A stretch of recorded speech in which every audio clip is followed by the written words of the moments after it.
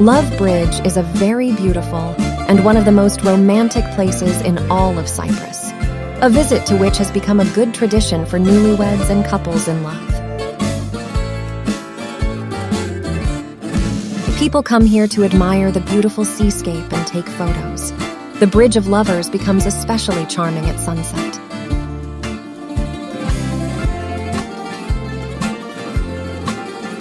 This place should not be confused with the Stone Arch, which is located behind Cape Greco.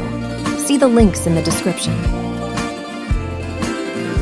Cliff jumping is extremely dangerous here. The sea is shallow and there are many sharp rocks at the bottom.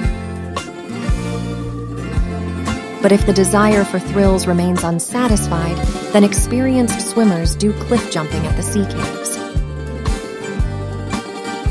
A visit to all these places is included in the program of sea cruises in Ayia Napa.